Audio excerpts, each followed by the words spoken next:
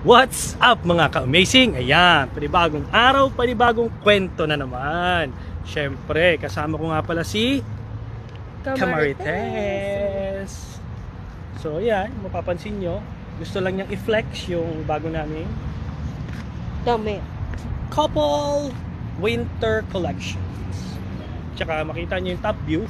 Ayun, lalakad-lakad kami dito ngayon. Ito yung Albarsiapan. Kasama na to sa na-vlog ko previously, mga way back 2 months ago. So, ayan, pinakita ko yung Albarsiapan Park. Public siya. Ngayon, ginagawa pa, kaya nakikita nyo yung ganyan. Yung ginagawa na yan, yan yung jogging area dati. So, naglalakad kami ngayon dito. Pakita mo, Camarites. Ito yung bike lane.